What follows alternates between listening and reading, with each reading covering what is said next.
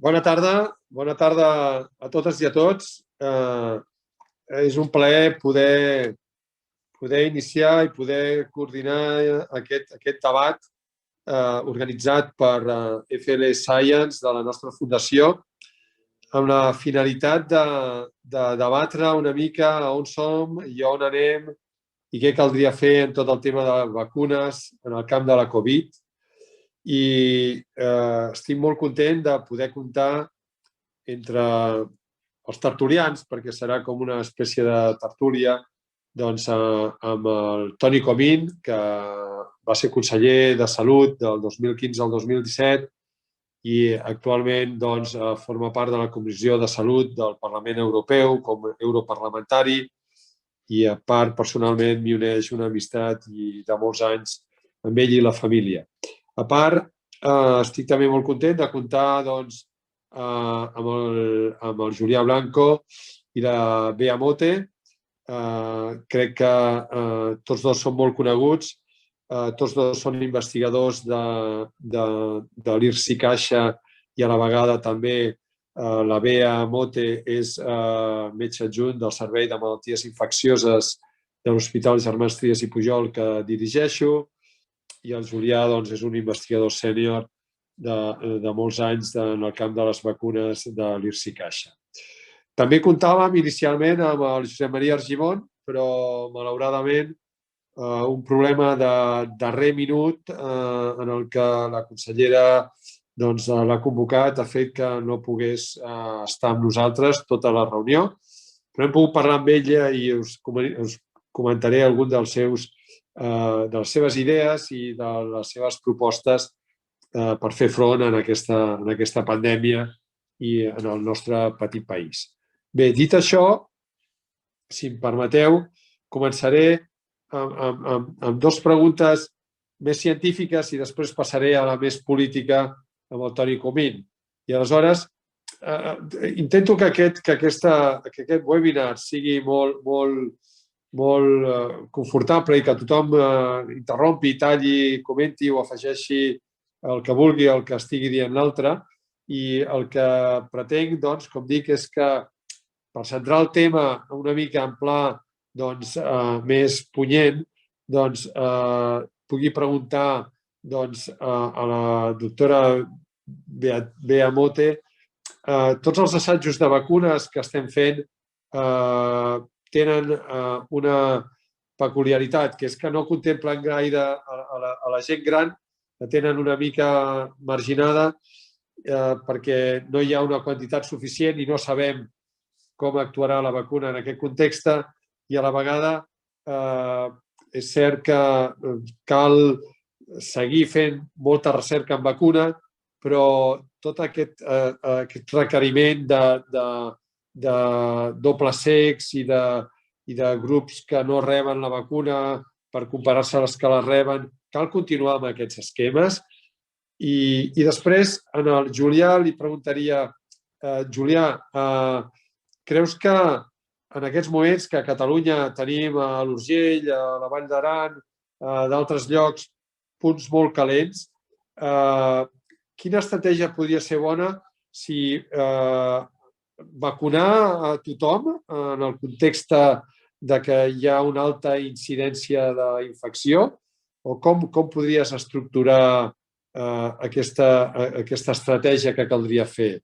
I, òbviament, després, al Toni Comín li preguntarem què pensa fer la Unió Europea perquè la indústria farmacèutica espavili i compleixi tots els teòricament compromisos que va assolir per donar cobertura amb la vacuna a tots els que la necessiten. Bé, comencem.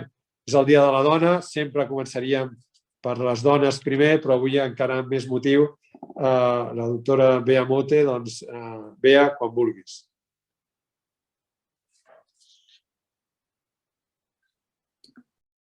Sí. Bé, gràcies a Ventura per haver-nos convidat a aquest webinar.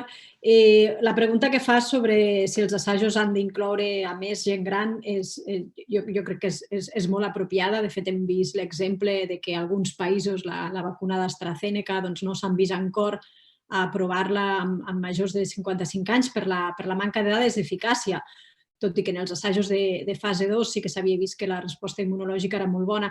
Per tant, és evident que s'ha de fer un esforç perquè aquests assajos incloguin a gent, quan més gran millor, perquè al final han estat els més vulnerables i els que més han patit les conseqüències de la Covid.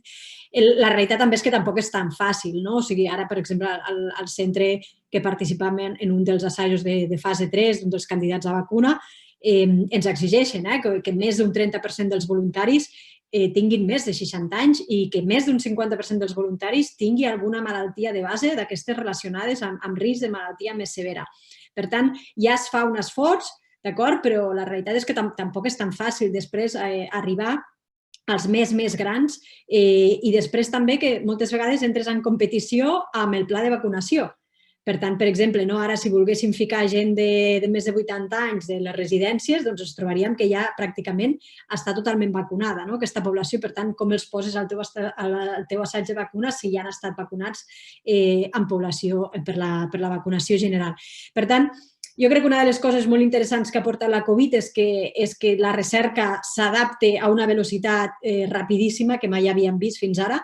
I els assajos clínics en són un gran exemple com s'han d'anar adaptant a la nova realitat. I, per tant, han d'anar modificant els seus dissenys a mesura que van ocorrint coses noves.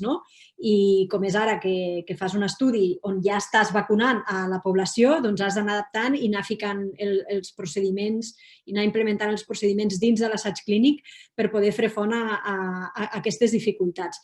Però és evident que testar l'eficàcia amb la població de més alta edat és el més complex en aquests estudis.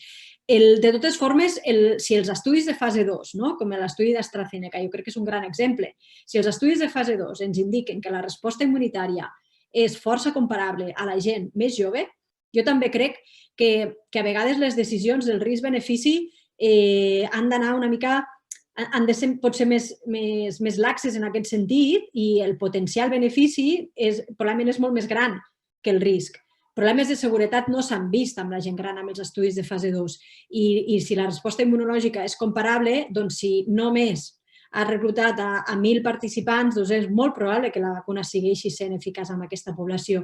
I per tant, igual has de fer un balanç i dir, el benefici de vacunar amb aquesta població, tot i que la eficàcia igual pugui baixar una mica, segueix sent molt més gran que el risc a no tenir les dades, no?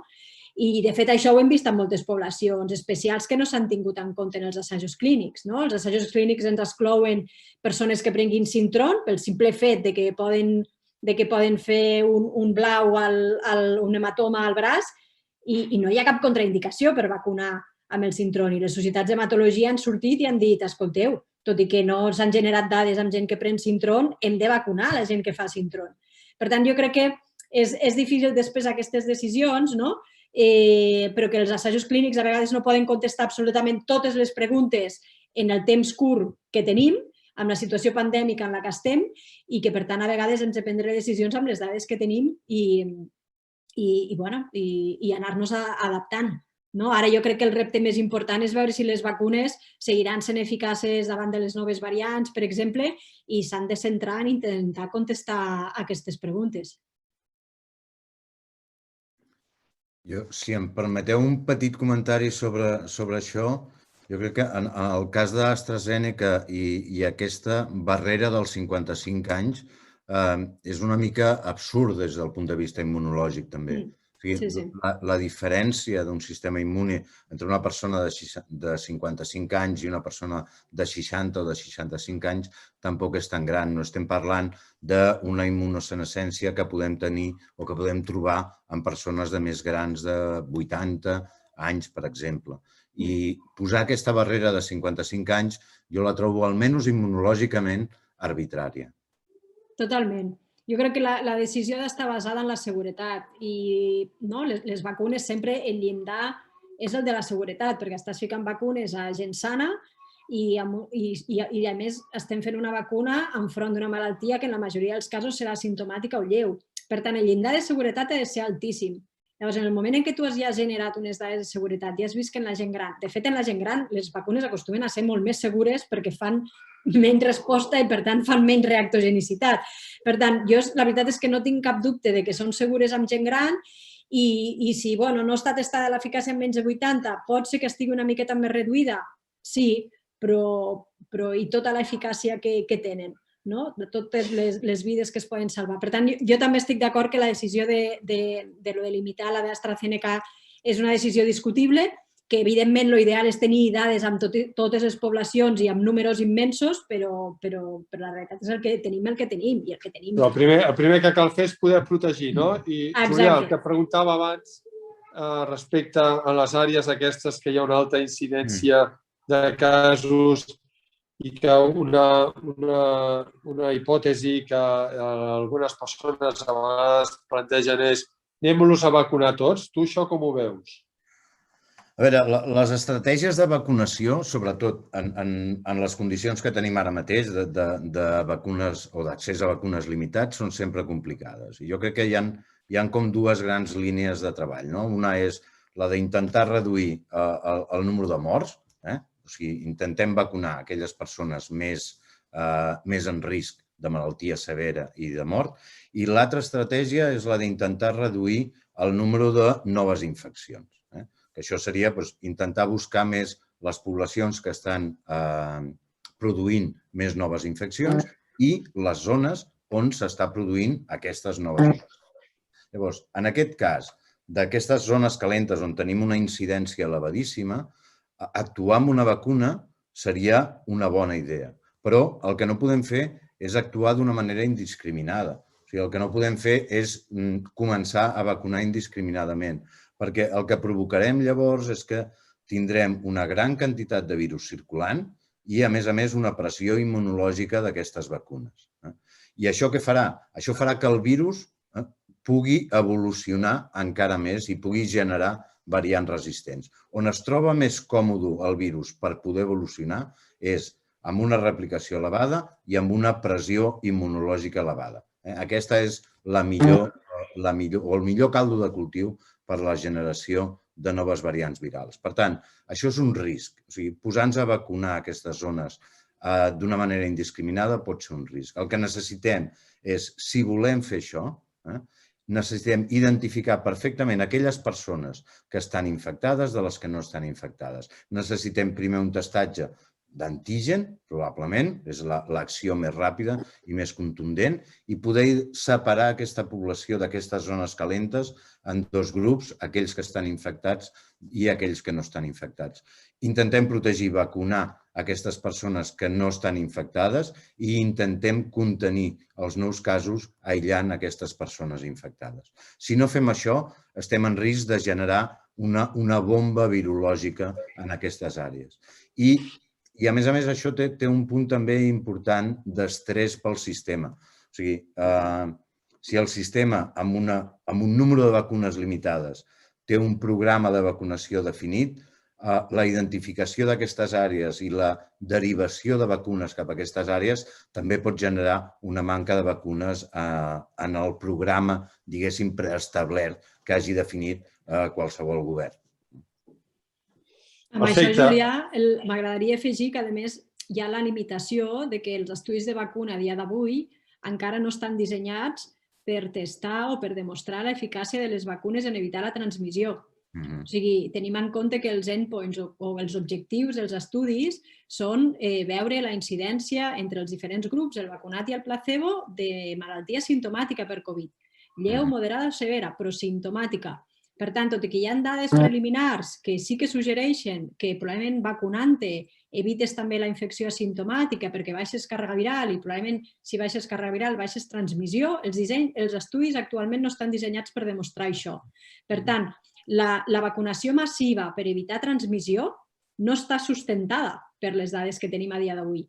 El que sabem amb les dades generades amb els assajos clínics a dia d'avui és que les vacunes protegeixen de malaltia, sobretot moderada i severa. Per tant, d'aquestes dues estratègies que comentava el Julià, jo crec que amb el context de la malaltia de la Covid específicament i amb les dades que tenim a dia d'avui, l'objectiu principal hauria de ser evitar malaltia en la gent de risc. i per tant, centralitzar l'estratègia de vacunació en aquests col·lectius. Bé, una cosa. El que està clar és que ens cal vacunar tothom, que les vacunes són segures i que tenim la sort de tenir el Toni Comín, que és europarlamentari i membre de la Comissió de Salut del Parlament Europeu, i que ens hem trobat tots una mica, com diu en Francesc de Soler, perquè les farmacèutiques que s'havien compromès a aportar una quantitat de vacunes que tothom estava pendent de quan es podria vacunar, resulta que de sobte això era fake, era fum i no han complert amb els seus compromisos. Aleshores, a mi m'agradaria saber des d'Europa, des de la Comissió Europea, què es pensa fer i com es veu aquest escenari. Aleshores, Toni, the floor is yours, o sigui, la paraula és teva. Així és com ens passen la paraula en els comitès del Parlament, que els fem també online moltes vegades. A veure, jo crec que aquí hem d'entendre que tots els problemes que estan havent-hi, que són de diversa índole, començarem amb una consideració una mica més científica, sense entrar en el terreny que no em correspon, i després acabarem aquestes consideracions més polítiques, financeres. Però tots els desastres, podríem dir, que estem identificant, són el revers d'un gran èxit. O sigui, també vull començar per aquí, perquè ara jo seré crític. Ja ho hem de ser, ho estem sent. Jo estic a la Comissió de Salut del Parlament i nosaltres justament fiscalitzem les negociacions de la Comissió Europea amb la indústria. Una de les coses que ens ha tocat, que quan vam triar aquesta comissió, cap de nosaltres s'hagués imaginat que aquest mandat ens cauria una responsabilitat tan grossa com aquesta, perquè no havia començat la pandèmia. Però seré crític, perquè és el que ens toca, i a la Comissió de Salut estem sent molt crítics amb la manera com la indústria farmacèutica s'està portant i amb la manera com la Comissió Europea està gestionant aquesta negociació, però deixem començar dient que tot això són per dir-ho així, els inconvenients, potser, o no inevitables, perfectament evitables molts d'ells, però són inconvenients d'una gesta històrica, diguem, que és que s'ha aconseguit no una vacuna, de moment en portem 3 autoritzades per l'EMA, més la russa, més les xines, més les que estan en procés d'autorització, en mesos o en un any i mig, diguem. Ahir venia la presidenta de la Comissió Europea, la senyora von der Leyen, i ens deia l'experiència ens diu que moltes vegades aquestes vacunes triguen 5 anys, fins i tot 7 anys, fins i tot 10 anys, i per tant estem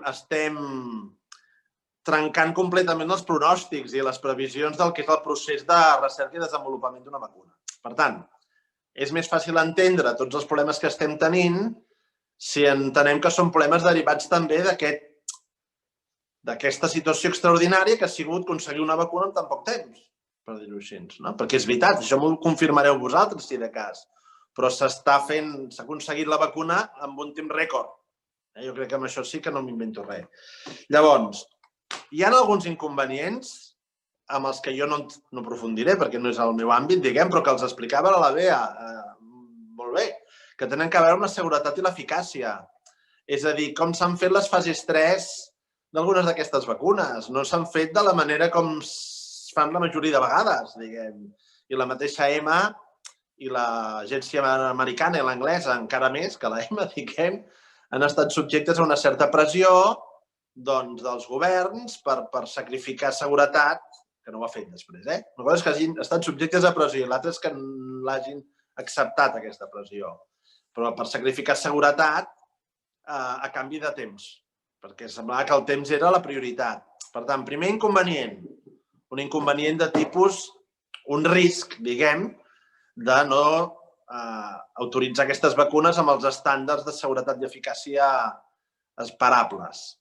Que jo crec, si ens hem de creure la nova directora de l'EMA, quan compareix i ens explica i ens promet i ens jura i ens perjura que no s'ha sacrificat res, ni en seguretat ni en eficàcia, doncs, aquí hi havia un problema. Segon problema, que el vam plantejar bastant d'hora. Jo vaig fer alguna intervenció, recordo, abans de l'estiu, quan t'assessores una mica. Concretament recordo un intercanvi amb la Fundació Bill Gates on ens van alertar i jo vaig dir, home, això és molt important i ho posaré sobre la taula quan comparegui la directora general de Salut. Escolta, vosaltres ho sabeu millor també, però una planta de producció de vacunes, entre el dia que el Consell d'Administració d'una Big Pharma decideix fer una nova planta i el dia que aquesta planta ja es dedica a distribuir vacunes, passa molt temps, passa molt més d'un any. Passa molt més d'un any i potser de 2.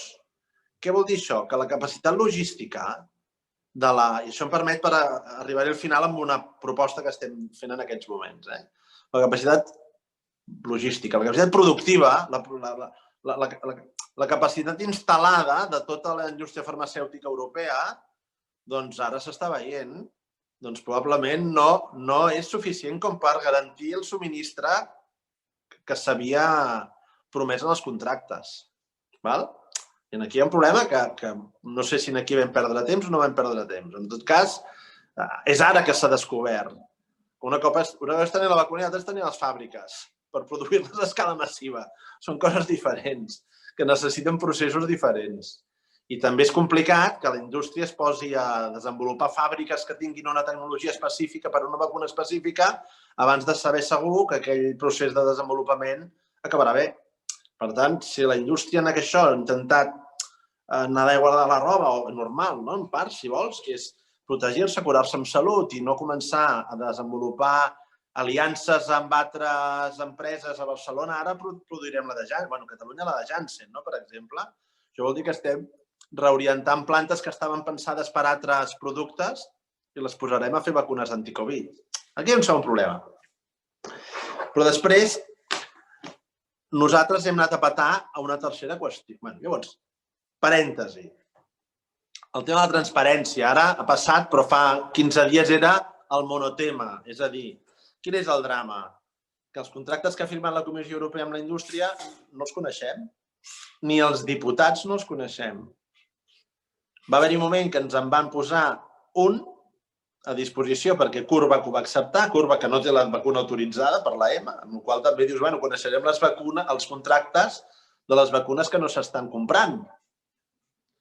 Diguem, una mica... Però en tot cas, quan anàvem en aquella habitació on havíem d'entrar sense bolígraf, sense mòbil, sense paper i quasi sense memòria a mirar el contracte, ens vam trobar que el contracte estava totes les parts més importants tatxades. Quantitats, ritme de subministre, preu, responsabilitats davant d'efectes secundaris.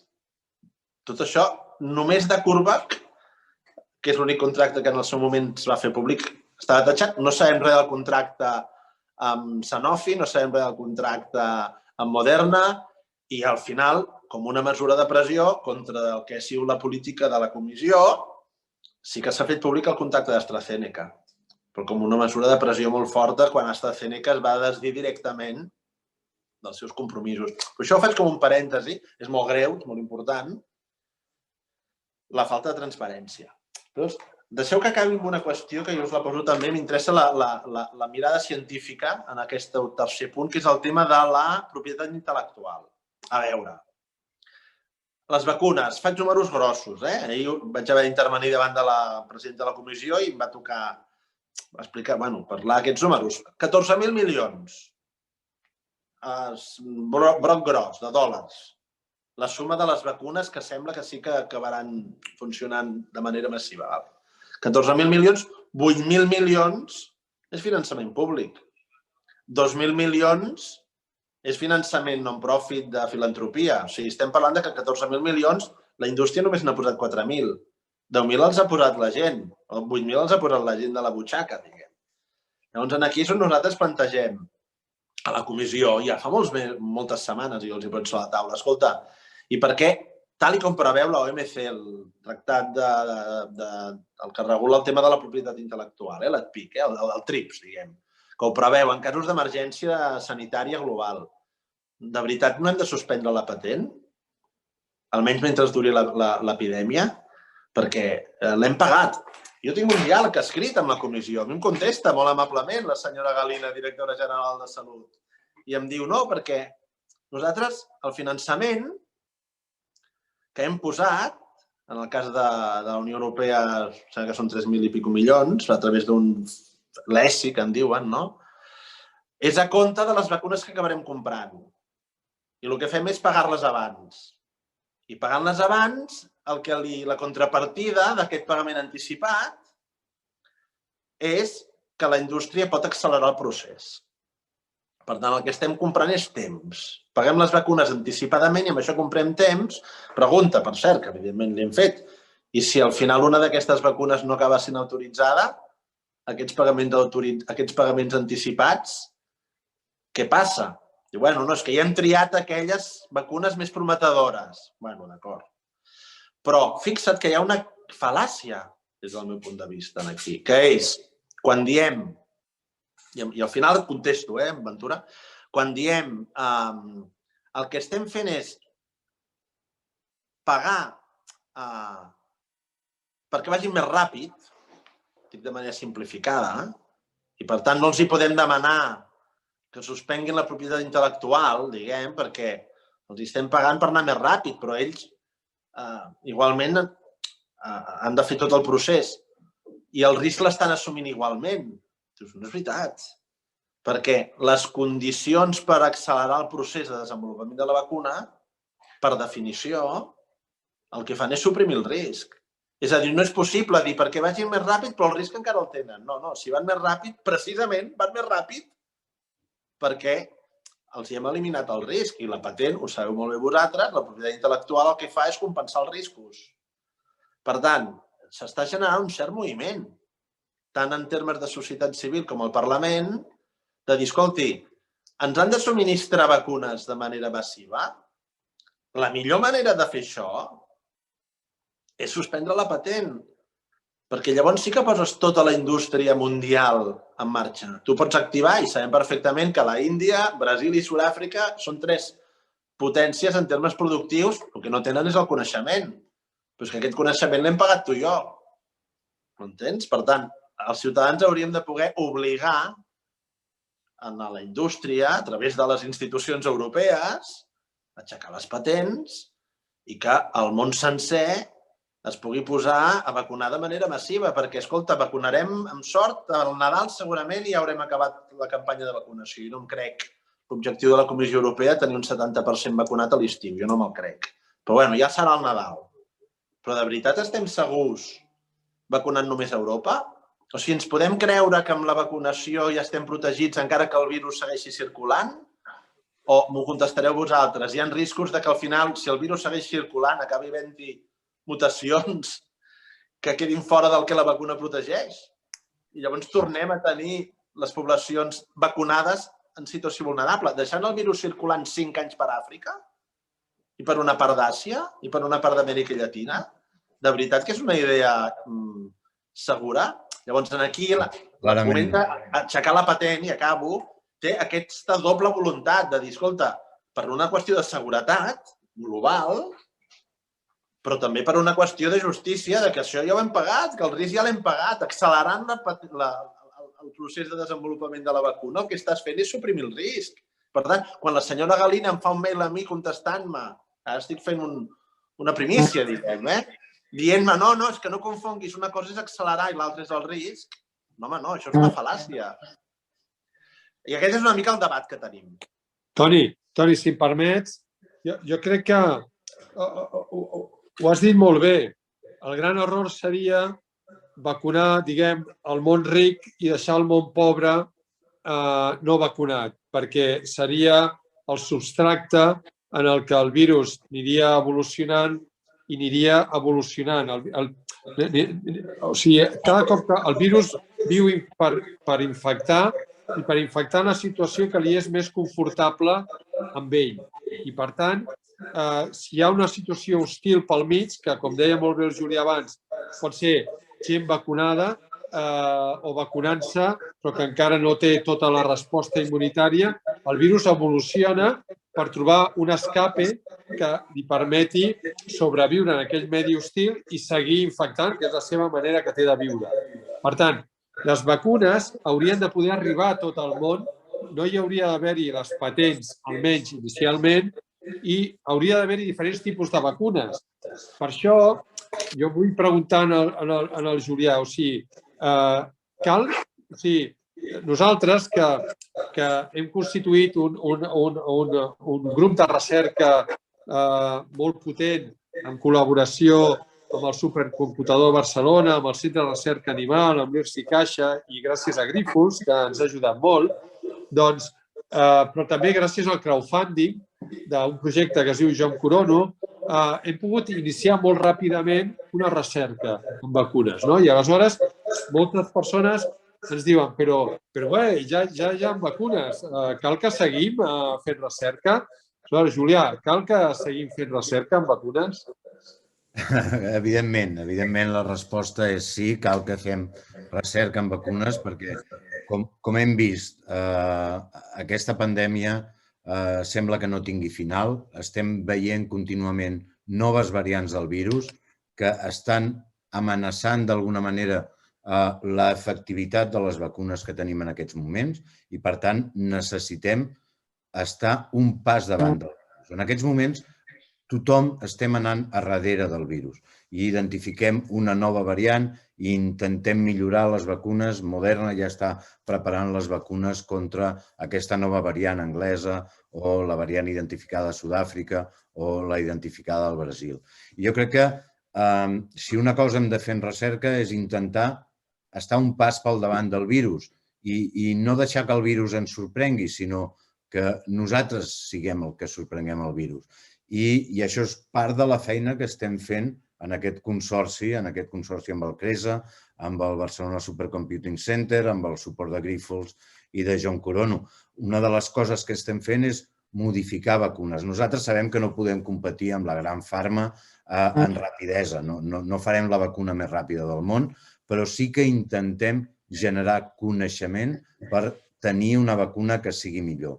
Una vacuna que pugui ser aquesta idea que has comentat abans també, que sigui pan-coronavirus, que sigui capaç no només de bloquejar aquest coronavirus que tenim, el SARS-CoV-2, aquestes noves variants que estan apareixent, sinó les noves que puguin aparèixer. Perquè estarem sotmesos a contínues amenaces de nous virus, entre ells nous coronavirus. I aquí aquest concepte de salut global, de salut animal, salut ambiental i salut humana és enormement important. Hem de conèixer quants coronavirus ens estan amenaçant, quins són els propers que ens arribaran. Hem tingut 3 en els últims 20 anys i segurament vindran més quan la mobilitat mundial torni a recuperar-se.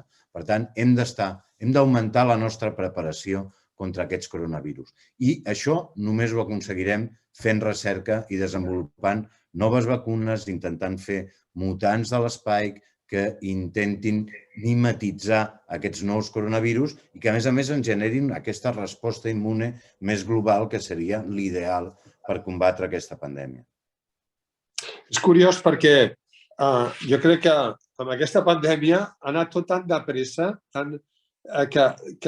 i s'ha fet tot tan malament tots. Jo crec que inclús també el món científic, perquè jo crec que les grans multinacionals, amb ajuts, com deia el Toni Comín abans, de filantropia i de governs, etc., el que van agafar és l'espike, la punxa, la proteïna que serveix per infectar, que està a la superfície del virus, i van veure que la majoria d'altres infeccions per coronavirus desenvolupaven uns anticossos contra aquesta punxa, contra aquesta proteïna, i van dir, farem una vacuna posant aquesta proteïna, perquè, aviam, van començar el mes de febrer a fer la vacuna. Poca broma, que tot just començava i ja l'estaven desenvolupant. Per què? Perquè era un model de negoci, no ens enganyem.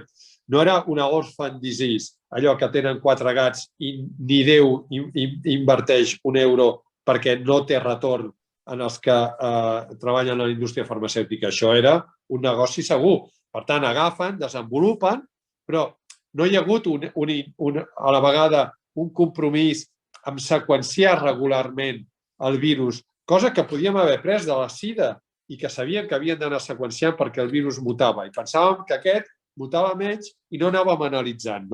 I és curiosíssim que coses tan absurdes com que a Manaus, a Brasil, la infecció pel coronavirus, van decidir en aquell govern d'aquell país, que no és dels més ideals, que deixarien que tothom s'infectés per assolir la immunitat poblacional o de ramat, que es diu. I què va passar? Que es van creure que, com que s'havien infectat el 70%, estaven protegits. I al cap de pocs mesos va tornar una variant nova, que és la variant del Brasil, que els va infectar tots i s'han quedat sense oxigen i tots estan en una situació no crítica, sinó el següent. Per tant, no ens hem anticipat en cap moment i no hem estat perseguint aquesta seqüenciació per veure quines variants es anaven introduint en el nostre món.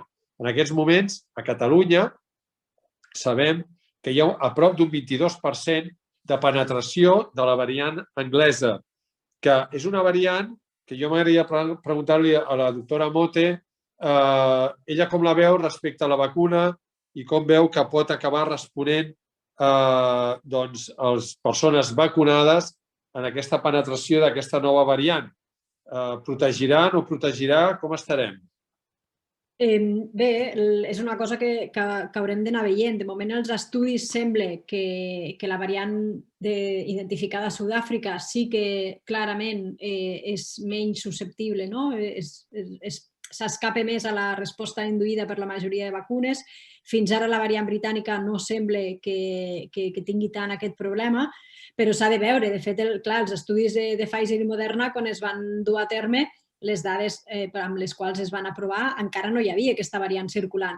Per tant, és ara, per exemple, en països on amb una alta incidència d'aquesta variant circulant, doncs realment on podrem analitzar això. Jo crec que s'ha d'anar veient, però com bé dius, el Covid ens ha portat una manera de fer recerca que ens hem hagut d'adaptar tots i que tot va molt més ràpid del que anava abans i que ens hem d'avançar. I, home, sí que és veritat que s'ha triat l'Spike, però també s'ha triat la proteïna S perquè hi havia molta informació prèvia del MERS i d'altres virus que van permetre saber que realment els anticossos contra la proteïna S podien protegir.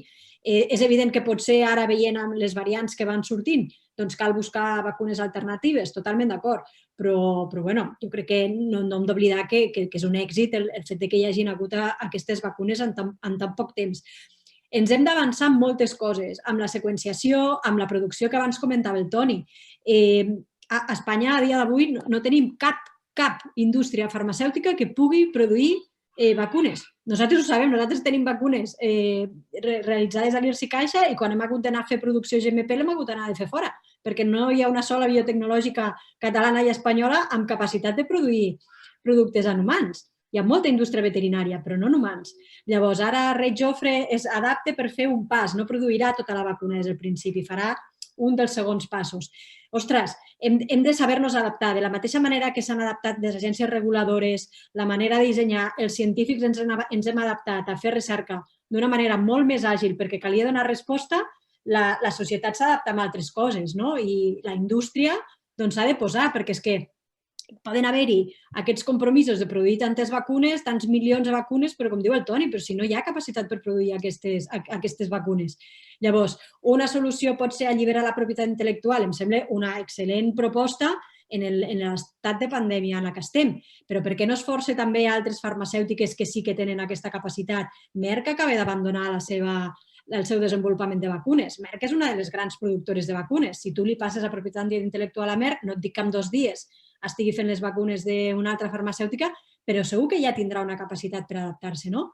Vull dir que crec que a nivell de societat es poden fer moltes coses, que sembla que tot recaigui en els científics i que probablement moltes mesures poden ajudar també a tenir vacunes abans, a poder distribuir-les millor. El tema de la distribució entre els països és cabdal. O sigui, és que si només vacunem aquí, és que no farem res, perquè és que les variants resistents començaran a emergir i es començaran a disseminar, perquè en algun moment haurem d'obrir fronteres i en algun moment ens començarem a globalitzar de nou, no?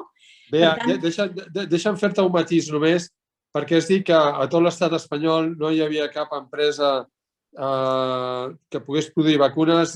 Reig Jofre, si ho dic correctament, Reig Jofre, on estava produint, però també IPRA. IPRA és una empresa en la que nosaltres hem col·laborat en recerca que fa vacunes animals, però que indubtablement ara està implicada amb el desenvolupament de vacunes, amb la que esperem poder col·laborar també amb el desenvolupament de la nostra. Sí, són de la indústria d'animal, que ara s'han hagut de reciclar. Que es poden acoplar i que estan en aquests moments fent el servei de produir vacunes dels diferents grups que es poden estar elaborant en aquests moments a l'estat espanyol, a Barcelona, a l'Hospital Clínic n'estan desenvolupant, se n'estan desenvolupant a Madrid, n'estem desenvolupant en el consorci aquest de l'IRSI-Caixa amb el supercomputador Cresa i Grifols i, per tant, doncs, crec que necessitem aquesta estructura interna.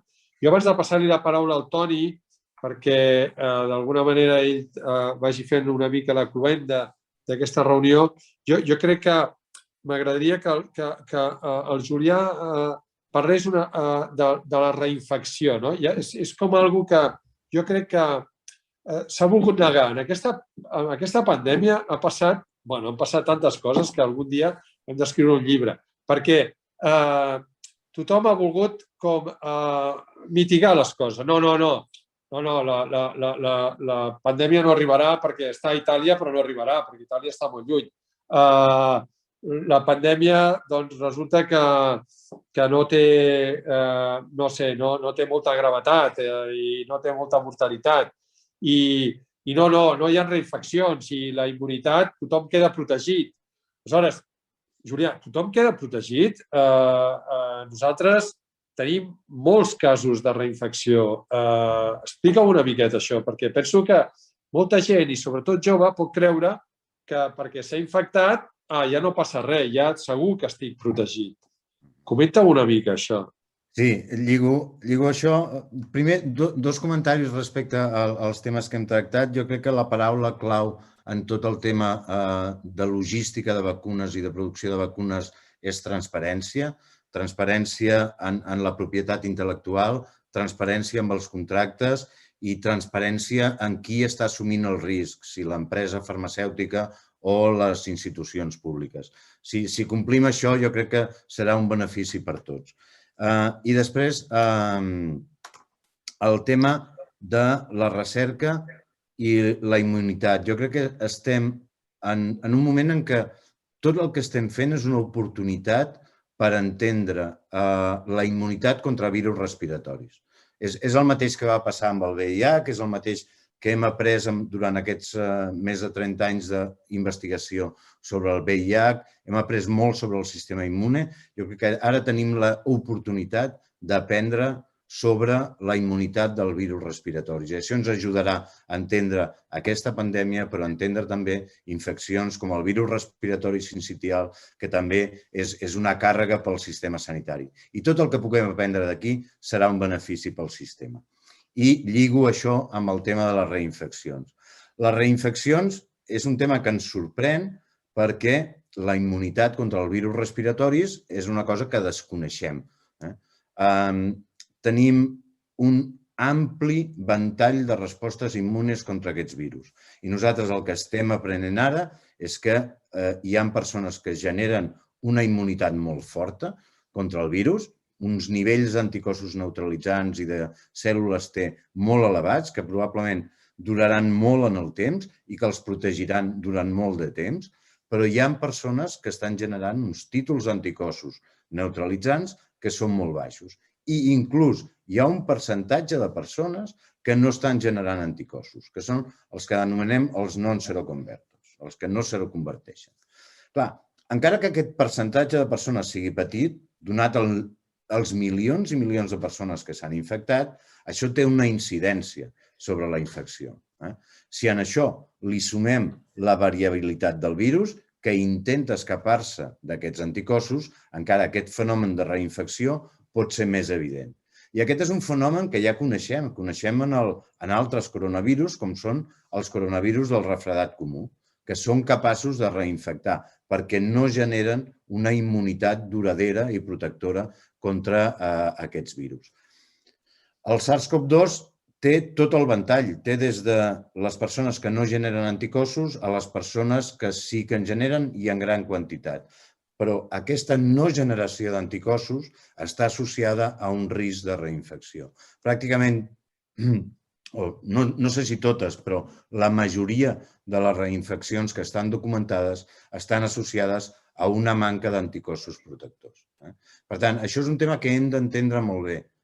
I probablement una vacuna generi una resposta molt més general, però la infecció natural està generant una resposta molt heterogènia en diferents persones. I aquests anticossos que generen, de moment, sembla que són estables almenys durant 6 mesos. Tenim dades d'estudis d'anticossos neutralitzants en pacients infectats que ens diuen això. Hi ha dades epidemiològiques que ens diuen que les persones que han passat el Covid i que presenten anticossos tenen una protecció d'un 85% aproximadament de reinfectar-se.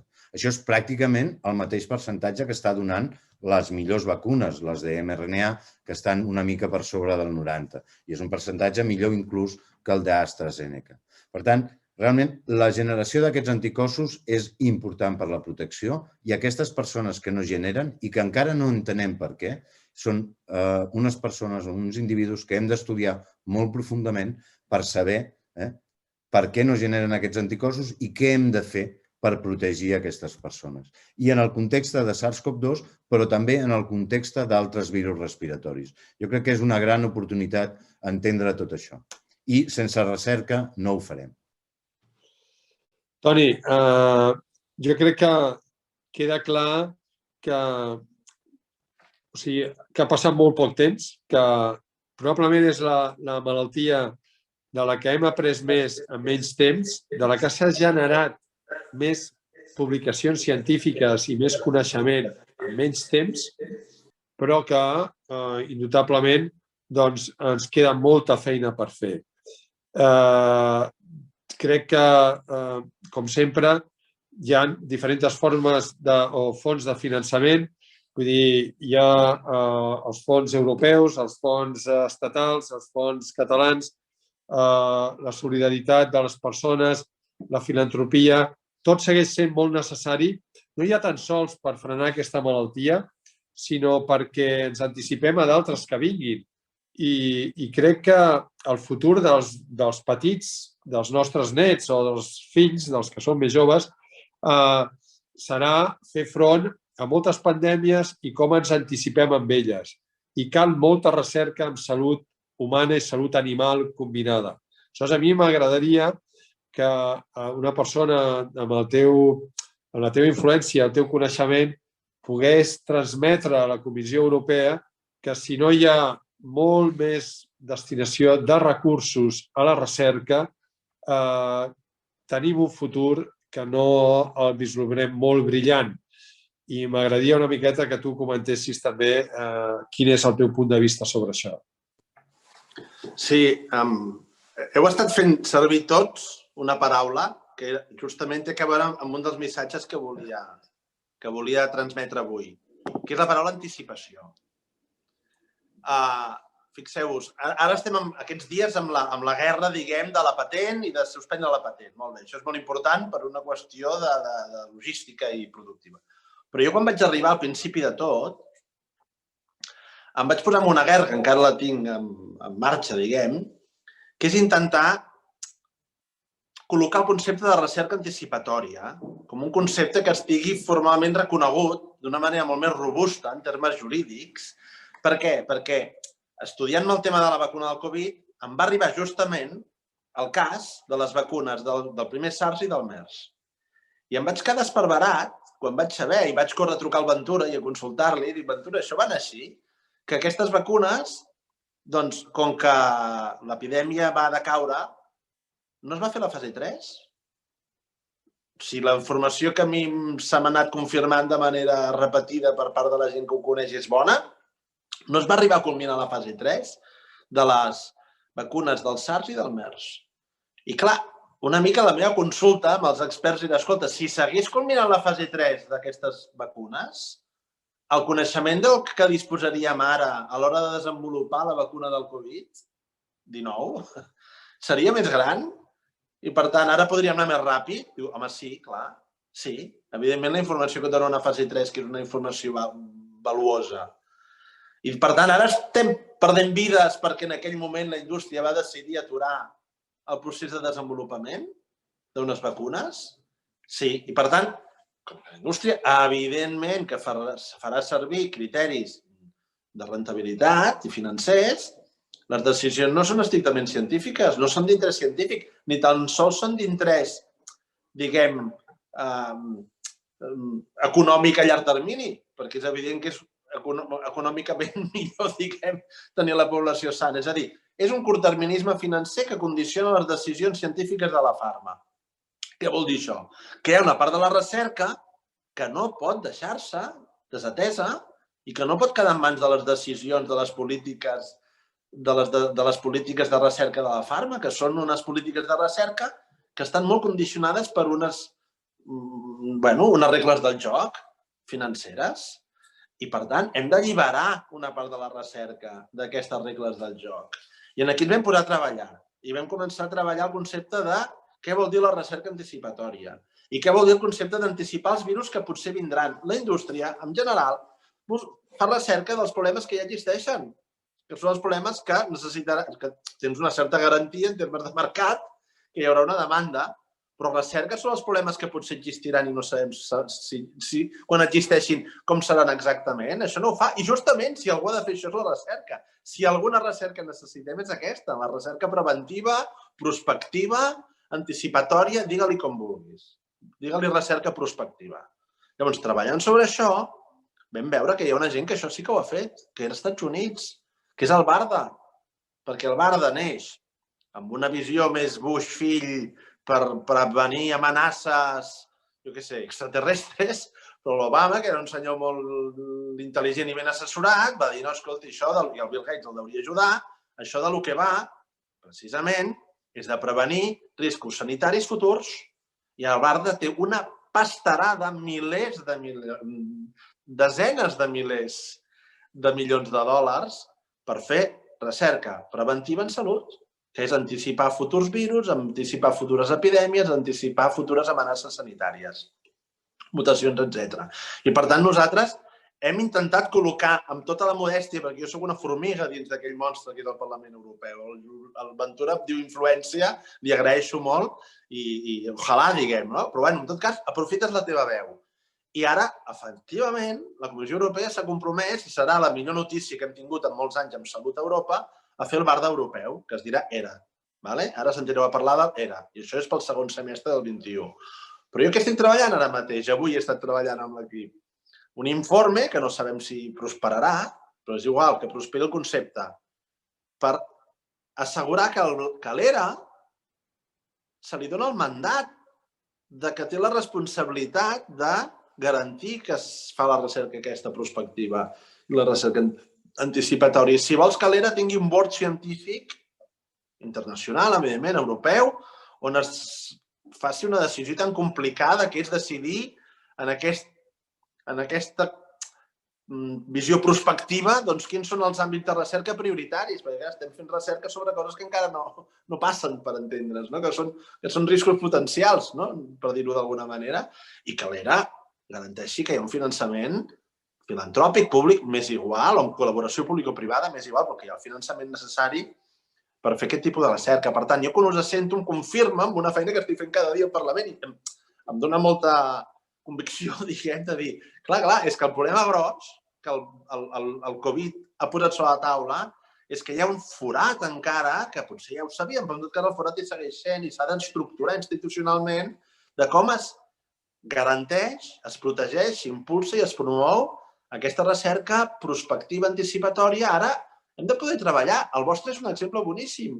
La vostra recerca té tot el sentit del món perquè, efectivament, esteu pensant en una lògica no curtterminista, esteu pensant en una vacuna que ha de tenir capacitat per protegir de futures mutacions que encara no s'han produït, aquesta vacuna que m'explicava el Bento ara fa uns mesos quan parlàvem d'això. I tot això, si no es fa recerca prospectiva, no arribarà a aquest tipus de vacuna. Diguem que és una vacuna que vol anticipar realitats que encara no són encara no són immediates en aquests moments, no ho tenim. Doncs sí, hem de poder fer vacunes que ens protegeixin de les mutacions futures i això necessita més recerca de la que s'està fent, perquè, si jo ho estic entenent bé i acabo, les vacunes que tenim ara ja autoritzades protegeixen de les mutacions que estem tenint ara, però una mica de casualitat, una mica de xiripa, no perquè hi hagi un disseny deliberat de que vam fer una vacuna que protegís de la variant anglesa. És, hòstia, espera un moment, quin pànic, tenim la variant anglesa i ara a veure si les vacunes que estem subministrant protegeixen. Ostres, sí! Uau, que bé! Hem aconseguit que les vacunes que estem subministrant protegeixin de la variant anglesa. No és això.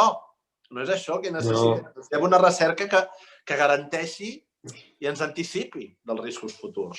Per tant, totalment d'acord. I una cosa només, Bento, doctor Clotet, perdona, les confiances, i és que en aquesta recerca prospectiva, m'ho heu fet entendre els científics, el camp clau serà la recerca, diguem, sobre la interacció entre salut ambiental i salut animal i entre salut animal i salut humana. Ara ja hi ha l'estudi aquest que deveu haver vist, no?, que demostra que la reforestació d'aquella zona de la Xina va creuar espècies de murciélagos i que segurament això, ratpenats, potser estigui l'origen del... Per tant, ja tenim una primera prova de la relació entre el canvi climàtic i el Covid.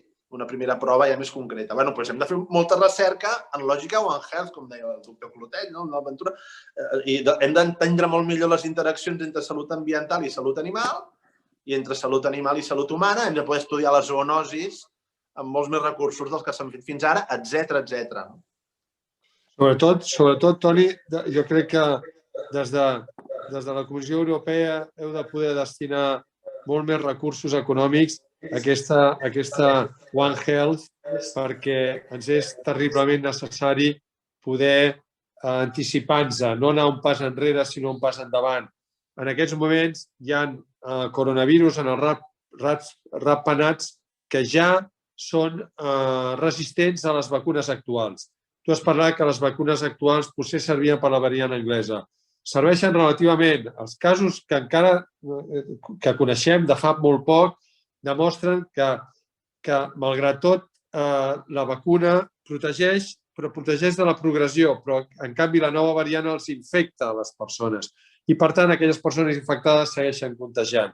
Però això és la variant anglesa. Però és que la variant anglesa, probablement perquè la pressió de la vacuna li obliga al virus, està incorporant la mutació 484K, que és la que realment confereix una caiguda molt important de l'activitat de les vacunes actualment disponibles. O sigui, el que està clar és que sabem molt poc, s'ha generat molt coneixement, però queda molt per fer encara i que necessitem que tothom s'hi sumi i que ningú pensi que ja l'hem trobat, que ja l'he trobat, nous avons la vaccine i endavant. No.